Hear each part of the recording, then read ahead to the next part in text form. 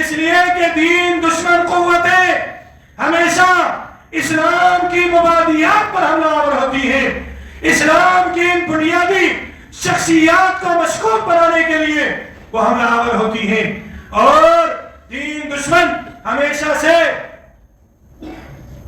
دین سے محبت کرنے والے لوگوں میں سے جو غضب کے ذہین ہوتے ہیں، جن کی ذہانت اور فطانت پر کوئی انگلی نہیں اٹھا سکتا، جن کی چرب لسانی اور جن کی گفتگو اور جن کا انداز تکلم اتنا بہترین ہوتا ہے کہ سننے والا ان کی باتوں میں آ جاتا ہے۔ مرزا غلام قادیانی، یہ آپ کیا سمجھتے ہیں کوئی عام آدمی تھا، کوئی جاہل تھا، انتہائی غضب کا شہید آدمی تھا، اس کی ذہانت نے اسے مردود بنا دیا، لہذا جو بھی فتنہ اٹھے گا، اور آج تک جو فتنہ اٹھا اس کا جو قائد ہوتا ہے، اس کا جو سربراہ ہوتا ہے، وہ انتہائی ذہین اور فطین ہوتا ہے، غضب کا اس کے پاس حافظہ ہوتا ہے، باتیں اسے فر یاد ہوتی ہیں، لیکن دشمن کے ان نرغوں سے وہ بچ نہیں پاتا، اور وہ اپنی ذہانت اور فطانت اور اپنے حافظے کی اس قوت کی بہ میں بہ جاتا ہے، اور پھر وہ اغیار کے لیے استعمال ہو جاتا ہے۔ دین دشمن قوتوں کے استعمال میں آ جاتا ہے۔ آج تک جتنے فتنے تاریخ میں آپ پڑھیے، کتابوں میں پڑھیے، وہ سب فتنے ایسی ایسی عقلیات، ایسی ایسی باتیں کرتے تھے کہ عام بندہ جب سنتا ہے تو کہتا ہے یہ تو ٹھیک کہتے ہیں، لیکن حقیقت وہ نہیں ہوتی۔ انسان کی عقل جہاں ختم ہو جاتی ہے وہاں سے وہی شروع ہوتی ہے۔ زور سے کہیں سبحان اللہ۔ انسان کی عقل جہاں ختم ہوتی ہے وہاں سے وہی شروع ہوتی ہے۔ اس لیے میں اگر اس بات کو کھولوں گا تو وقت تو ختم ہونے والا ہے۔ میں نے تو ابھی چند تمہیدی باتیں آپ کے سامنے عرض کی ہیں۔ صحابہ کرام کے اوپر انگلی اٹھانے والے آج تک اسی لیے انگلی اٹھاتے ہیں کہ صحابہ کرام میرے اور آپ کے نبی کی صحبت میں رہنے والی وہ مبارک جماعت ہے، وہ مبارک اشخاص ہے، وہ مبارک شخصیات ہے جنہوں نے میرے اور آپ کے نبی کی صحبت میں رہ کر آپ کی جلوت کو دیکھا، آپ کے سفر کو دیکھا، آپ کے حضر کو دیکھا، آپ کے معاملات کو دیکھا، آپ کی معاشرت کو دیکھا، آپ کی معیشت کو دیکھا، آپ کی سیاست کو دیکھا، آپ کے اخلاق کو دیکھا، آپ کے کردار کو دیکھا، آپ کی خوشی کو دیکھا، آپ کے غم کو دیکھا، آپ کے گویا رہن سہن کو صحابہ کرام نے دیکھا۔ اس لیے یہ فتنے بپا ہوتے ہیں کہ میرے اور آپ کے نبی کی زندگی مشکوک ہو جائے۔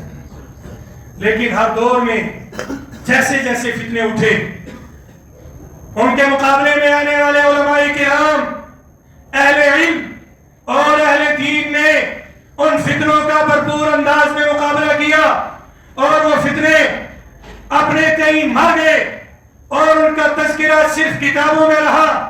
وہ فتنے زیادہ دیر نہ چل سکے، لیکن دین اسلام جو اللہ نے آسمانوں سے آج سے 1450 سال پہلے اتارا تھا میرے اور آپ کے نبی کے قلب اطہر کے اوپر، وحی کی صورت میں، جس کو دیکھنے والے، جس کو سب سے پہلے ماننے والے یہی مبارک اشخاص صحابہ کرام تھے، وہ دین آج تک ہے اور انشاءاللہ قیامت تک رہے گا، قیامت تک رہے گا۔ صحابہ کرام کو مشکوک بنانے والے، صحابہ کرام کے آپس کے اختلافات کو اجاگر کرنے والے، صحابہ کرام رضوان اللہ علیہم اجمعین کی زندگی یاد رکھیے۔ صحابہ کرام کے اختلافات تھے ہمارے لیے رحمت ہے، زحمت نہیں۔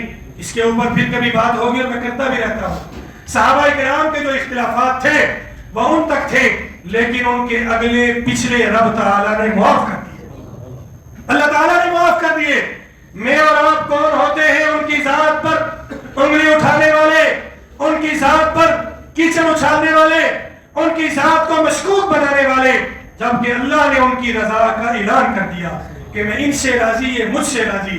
یہی ہے جو کامیاب ہے، یہی ہے جو متقی ہے، یہی ہے جو ایمان والے ہیں، اور یہی ہے اولئک الذین امتحن اللہ قلوبہم للتقوی، کہ جن کے دلوں کا امتحان میں اللہ نے لیا اور ان کے دلوں میں سوائے تقوی کے اور کچھ نہیں پایا۔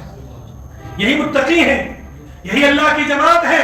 یہی میرے اور آپ کے نبی کے ساتھ بدر میں اترے، احد میں اترے، میرے اور آپ کے نبی کے ساتھ غزوات میں اترے، میرے اور آپ کے نبی کے دائیں بائیں لڑے، آگے پیچھے لڑے، میرے اور آپ کے نبی کے ساتھ ایسے جڑے کہ پھر یہ جڑتے ہی رہے۔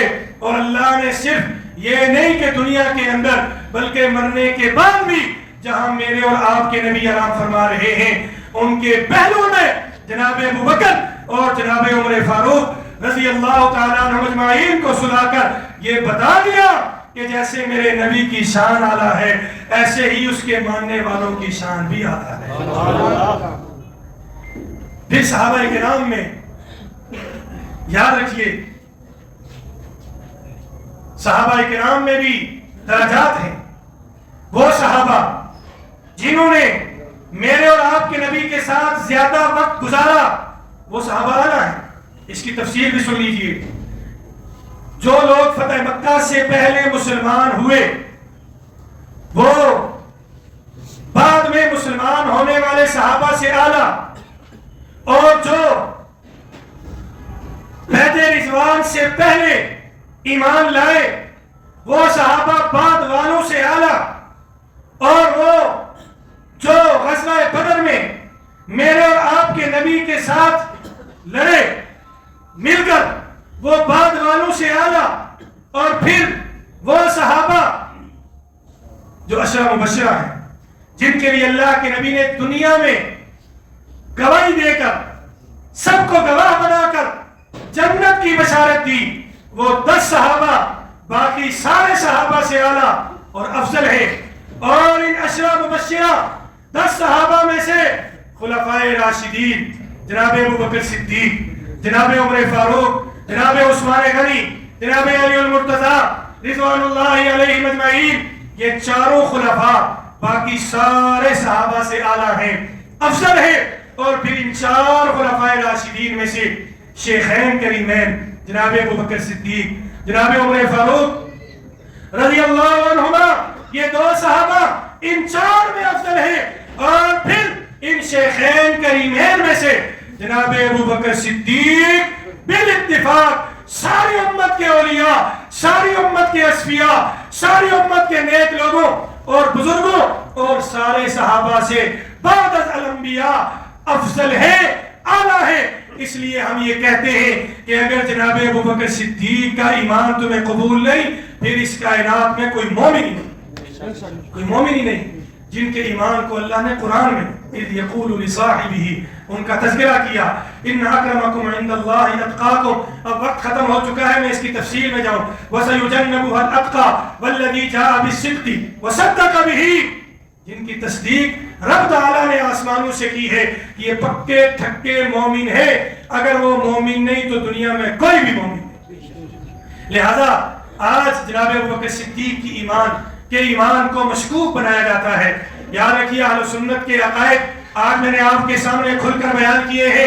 ہم اللہ کے فضل و کرم سے اہل سنت ہیں، اور اہل سنت والجماعت ہی وہ مبارک جماعت ہے جس کے لیے اللہ کے نبی کی بشارت ہے، ما انا علیہ واصحابی، جس پر میں ہوں اور میرے صحابہ ہیں۔ یہی اہل سنت والجماعت، یہ وہ مبارک جماعت ہے جو 73 فرقوں میں سے حق پر فرقہ ہے۔ وہ اہل سنت والجماعت آج تک اللہ کے فضل و کرم سے سارے صحابہ، سارے اہل بیت کو ماننے والے ہیں۔ کسی صحابی کی نہ تنقید کرتے ہیں، نہ تنقیص کرتے ہیں، نہ کسی صحابی پر تبرہ کرتے ہیں، اور نہ ہی اس کی اجازت دیتے ہیں، نہ ہی اس کو جائز سمجھتے ہیں۔ ہم سارے صحابہ کو عادل ماننے والے، سارے صحابہ کو جنتی ماننے والے، سارے صحابہ کو مومن ماننے والے ہیں، اور جناب ابو بکر صدیق کو سارے صحابہ سے اعلیٰ اور افضل مانتے ہیں۔ سارے بولے بے شک۔ اللہ تعالیٰ مجھے اور آپ کو اس پر ایمان نصیب فرمائے۔ وآخر دعوانا ان الحمدللہ رب العالمین۔